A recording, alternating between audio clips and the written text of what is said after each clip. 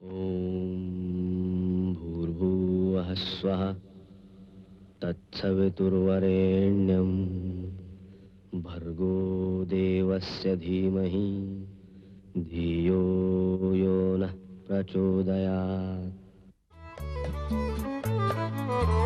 सुख आणिक दुःख यांना सांधते आहे.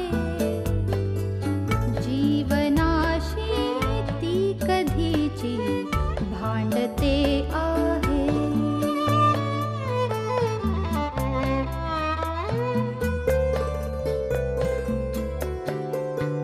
दोन डोळ्यांनी मुक्याने बोलताना ती वेगळे काहीतरी बघ सांगते आहे.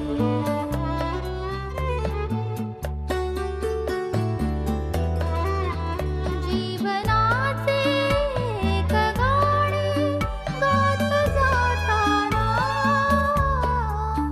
वेगळीशी चाल त्याची बांधते आहे. जीवनासाठी जणू ही अकस्मिता सुखाणिक दुःख वेडी अवंतिका.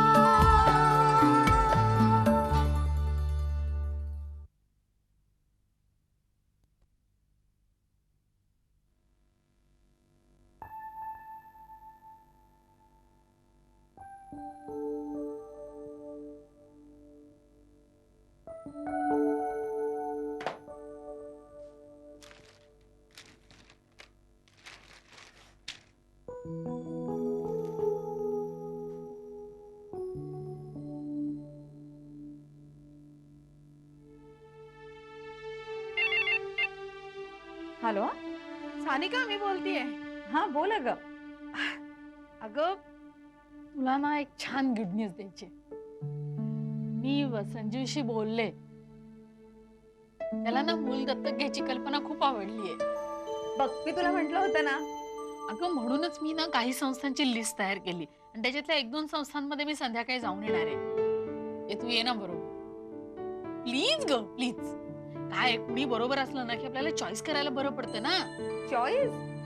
अगं चॉईस करायला ती काय एखादी वस्तू आहे? अगं तसं नाही, पण किती वयाचा घ्यायचा किंवा किती वर्ष वयाचा राहू शकेल किंवा मुलगा घ्यायचा का मुलगी घ्यायचं हे मी एकटी कसं ठरवणार? अनिता तुला धन्य आहे अगदी. हे तू काही म्हण ग. शिवाय ज्या संस्थेतून आपण घेणार ती संस्था कशी याची चौकशी नको करायला? मला काय कळत नाही घ्यायच्यातलं. प्लीज सानिका. अगं मग संजीव येत नाही येत का तुझ्या बरोबर? तो ना तो म्हणाला आधी तू जाऊन ये, सिलेक्ट कर मग मी येईन. तुम्ही दोघंही ना ग्रेट आहात अनिता. मी येईन तुझ्या बरोबर. थँक्स सानिका. मी ना खूप अशी एक्साइट झाली आहे या घरामध्ये मुली येणार म्हणून. बघ पटलं ना तुला? उगाचच फाटे फोडत होतीस तू. नाही ग, माझा प्रॉब्लेम काय माहितीये का? कुठलीही गोष्ट ना मला पटकन लक्षातच येत नाही. म्हणजे ट्यूबच असतं ना तसं. पण खरं सांगू का, आता तुला कसं वाटतं की नाही की बाळासाठी स्वेटर शिवावा, मोजे विणावेत, तसंच माझं पण झालंय. कुठे बाहेर गेले की असं वाटतं की लवकर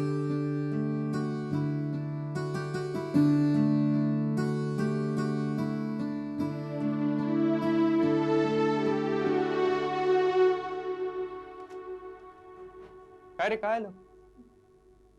अरे तुला ताप आहे अंगात. उठ उठ उठ, औषध घे उठ. हे घे गोळी.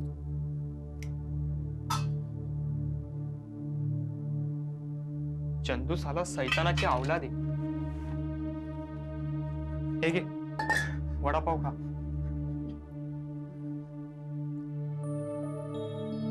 आणि चंदूला सांगू नको मी दिला म्हणून.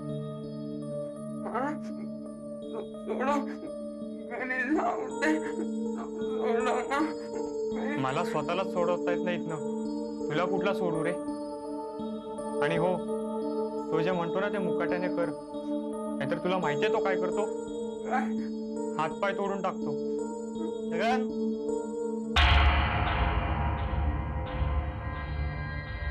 हे छगने, तू याच्यावर काय करतोय रे? अरे चंदू, याला लय ताप आलाय. ताप बीप काय नाही रे, नखरे करतोय. अरे ताप आलाय तुला? कसला ताप आहे? कुठे आहे? काय काय आहे? अरे चंदू, सोड ना त्याला. तू माझ्याबरोबर चल. माझ्याकडे एक नवीन शिकार आहे. चल, धावतो तुला. चल चल चल. तुला ताप बीप काय नाही सारे तुला.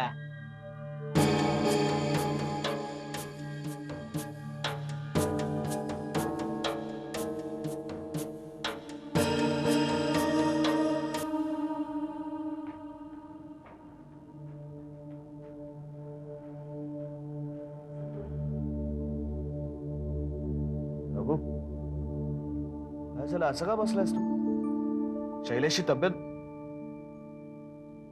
शैलेश, तुम्ही पण हेच नाव घेता का? म्हणजे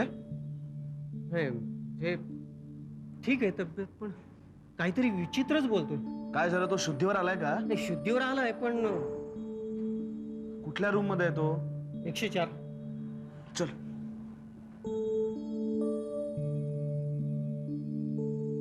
मला माझी उर्मिला हवी. मला माझी उर्मिला. डॉक्टर, मला प्लीज सांगा माझी उर्मिला. हे बघा मिस्टर राहुल, तुम्हाला किती वेळा सांगितलं की माझं नाव राहुल नाही, माझं नाव शैलेश आहे. शैलेश, का कळत नाहीये तुम्हाला? माझ्या अहमदाबादला ट्रान्सफर झाली होती. मी नोकरीसाठी अहमदाबादला गेलो होतो. Relax relax. शैलेश,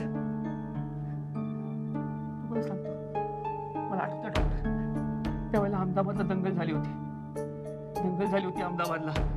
जाळपोळ चालू होती. लोक सैरावेरा धावत होते. पुढ्यात काही दंगलखोर माझ्या अंगावर धावून आले. तलवारी, लाठ्या. मी ओरडत होतो, वाचवा मला, वाचवा मला. जीवाच्या आकांताने मी धावत होतो. माझा तोल गेला, मी पडलो खालती. तेवढ्यात पुढे माझ्या डोक्यावरती घाव घातला.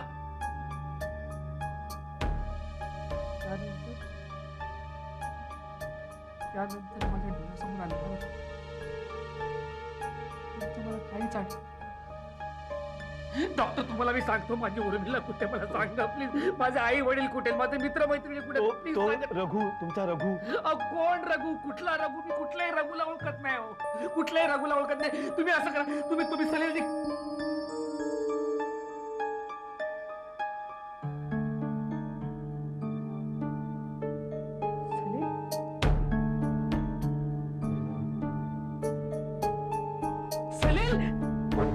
सुरुची, अक्षय, माझा मित्र सलील दीक्षित. सलील,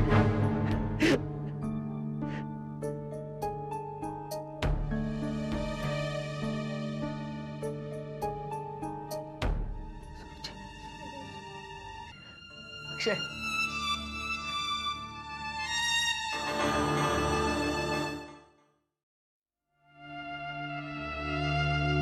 उर्मिला, उर्मिला,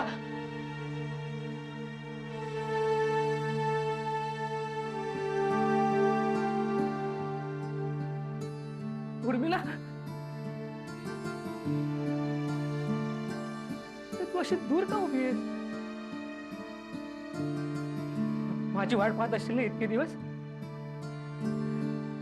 पण मी इतके दिवस बेशुद्धच पडलो होतो, मला आठवतच नाही. मी किती दिवस बेशुद्ध पडलो होतो? 10 महिने. 10 महिने? ते 10 महिने माझी शुद्ध हरपली होती. तू माझ्याकरता 10 महिने थांबलीस माझी वाट पाहत? नाही, पण आता मी बरा झालो.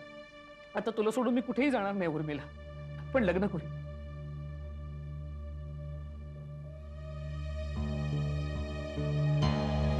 हे मंगळसूत्र आपण सांगितलंस तू आपल्या दोघांचं लग्न झालंय ते? काय म्हणाले ते? अरे मी वेडाच आहे. ज्या अर्थी तू मंगळसूत्र घातलंस त्या अर्थी ते तयारच झाले असतील ना. आधी चिडले असतील, रागावले असतील, पण तुझ्या हट्टापुढे नमतं घेतलं असेल. आता मी पण सांगणार आहे नाना मायना, उर्मिला तुमची सून आहे, मी हिच्याशीच लग्न करणार काय? झालंय आपलं लग्न, झालंय उर्मिला.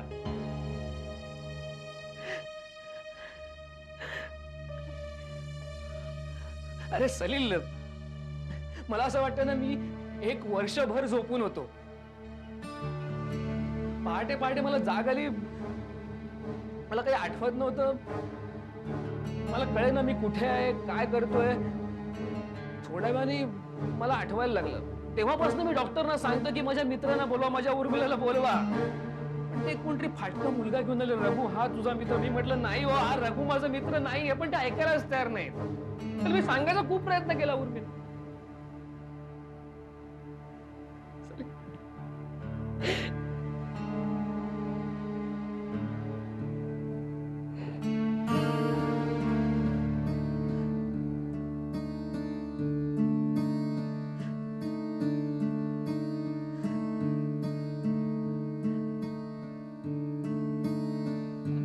उर्मिला,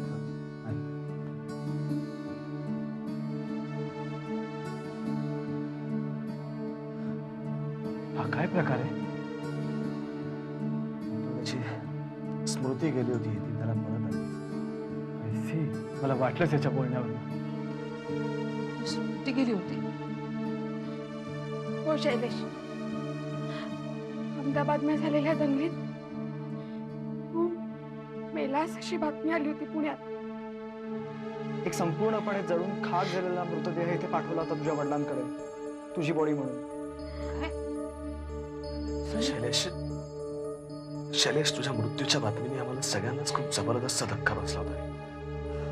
उर्मिलाला तर इतका धक्का बसला की बिचारी कोणाशी बोलत पण नव्हती.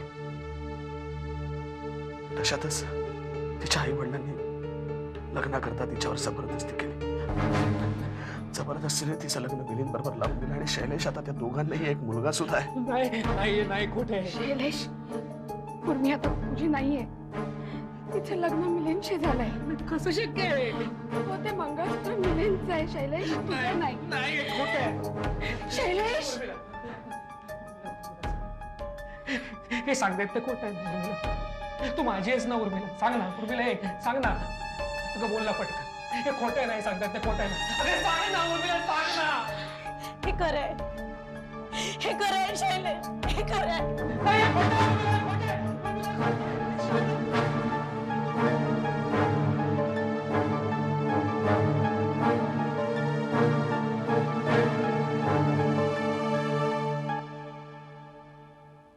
अरे लवकर आलास आज?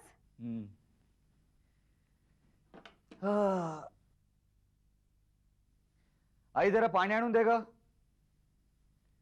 काय झालं माहितीये का, आज मी फील्ड वर्कर होतो ना, त्यामुळे शेवटची अपॉइंटमेंट संपवली आणि डायरेक्ट घरी झालो. पण मी आज कुठे गेले होते माहितीये? कुठे?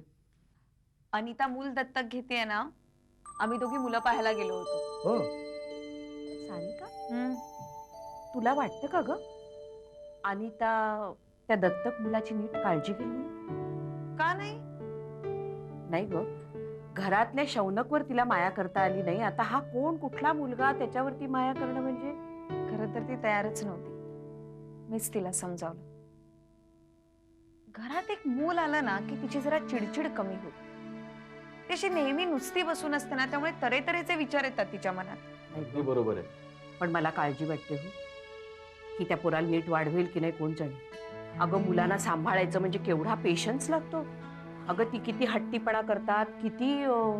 मला एक गंमत माहित आहे का, ही डायरेक्ट मोठं मुलंच दत्तक घेणार आहे. बापरे, म्हणजे तुम्ही काय 20-22 वर्षांचा मुलगा बघितलाय का काय? काय रे, नाही, आयडिया बरी आहे, कारण लगेच तो नोकरीला लागेल आणि संजीवलाही मदत होईल. काहीतरी काय रे अविनाश, आम्ही 7-8 वर्षाची मुलं पाहिली. हुशार, अति हुशार. मग पसंत पडला की नाही एखादा मुलगा? हो, आम्हाला दोघींना एक मुलगा पसंत पडला. खूप गोड आहे तो. हो, मग आणलात की काय घरी? आई, इतक्या लवकर थोडं दत्तक देतात मूल, त्याला बऱ्याच फॉर्मॅलिटीज असतात. जे मूल ते घरात दत्तक म्हणून देतात ना, ते घर कसं आहे ते पाहायला येतात त्या संस्थेची माणसं. बरं. अविनाश, अरे तिकडे खूप मुलं पाहिलीत रे. त्यांना पाहून असं वाटलं की कित्येक मुलांना आईवडिलांची माया नाही मिळत, प्रेम नाही मिळत, घर नाही. खरंच ज्यांना शक्य असेल ना त्यांनी फक्त एकच मूल जन्माला घालायला पाहिजे आणि दुसरं मूल दत्तक घ्यायला पाहिजे.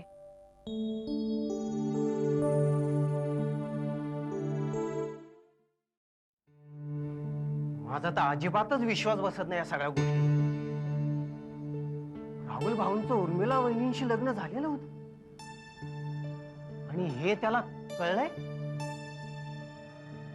शैलेशला हे सगळं कळलं तेव्हा तो जास्तच व्हायलेंट झाला, म्हणून डॉक्टरांनी त्याला झोपेचे इंजेक्शन देऊन झोपवलंय. पण तो जेव्हा शुद्धीवर येईल ना तेव्हा पुन्हा तो याच विषयावरती बोलणार, पुन्हा तो उर्मिलाची चौकशी करणार. रघु, मला फक्त एकाच गोष्टीची भीती वाटते की या सगळ्या गोष्टी तू कशा ऍक्सेप्ट करणार आहे. मिलिंदजींना हे सगळं कळलंय. काय वेडा आहेस का काय? त्याला अजिबात कळतं का म्हणे? आणि शैलेशलाही सांगायला पाहिजे की मिलिंदला अजिबात काही सांगायचं नाही.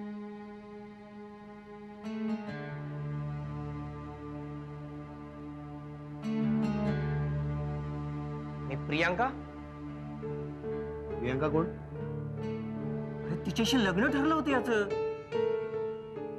अरे तिला हे कळलं तर काय होईल? काय सांगतोस काय? हो म्हणजे तू तिलाही कळवलं त्याचा ऍक्सिडेंट झाला असं? हो काल राहुलच्या आई वडिलांना आणि तिला कालच कळवलं. तर मला काय माहिती असं होईल म्हणून. तेव्हा ती निघाली पण असेल ना. शैलेशला स्मृती परत आली आहे. ही चांगली गोष्ट झाली एक वाईट गोष्ट झाली?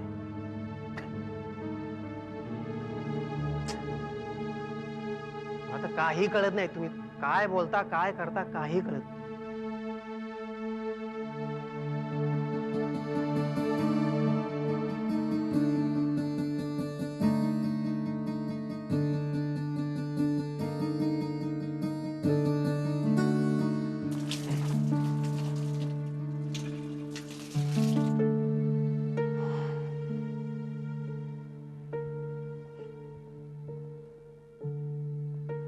उर्मिला, झाली एकदाची मीटिंग. आज दिवसभर मीटिंग, उद्या सेमिनार, म्हणजे उद्या सुद्धा दिवसभर काम. बरं, गेली होतीस हॉस्पिटलमध्ये? हो. कसं आहे राहुल? बरं आहे. शुद्धीवर आला? हो. बरं, काही इंटरनल इंजुरी वगैरे? नाही, फॉर्च्युनेटली तसं काही नाही आहे. बरं झालं. पण काही म्हणू उर्मिला, त्या राहुलचं नशीबच वाईट आहे. बघ ना, एखादी तो चांगली गोष्ट करायला जातो आणि त्याच्या बाबतीत वाईटच घडतं. ते एवढी हॉटेल्स आहेत पण गुंड त्याच्याच हॉटेलमध्ये आले. केवढं मारलं त्याला. आपण होतो म्हणून, नाही तर काय झालं असतं. मला सुद्धा वेळ नाहीये. उद्या संध्याकाळी जाऊन येतो. बरं, तू जर का गेलीस तर? मिलिंद, किती थकलायत तुम्ही. एवढ्या मीटिंग्स होत्या. एक काम करा, आज जाऊन फ्रेश व्हा. मी येते, चहा देते. ठीक आहे अगं, पण त्याच्याबद्दल वाईट वाटतं ग. ठीक आहे, करू.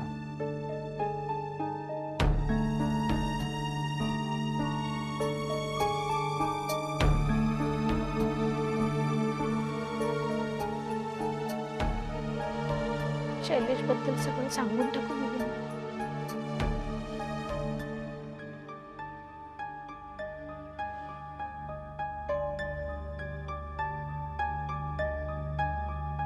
सलील,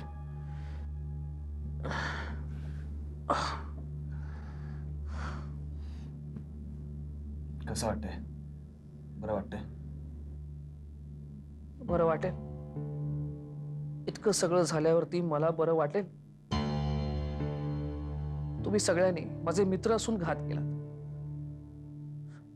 तुम्ही तरी उर्मिलाला कसं लग्न करू दिलं? शैलेश, अरे तू मेलास अशी म्हणा. अरे मी मेल्याबरोबर तिला लगेच बोल्यावरती उभं करायची काही गरज होती का? पण तेव्हाची परिस्थिती शैलेश तशीच होती. Please try to understand. Yes, I do understand.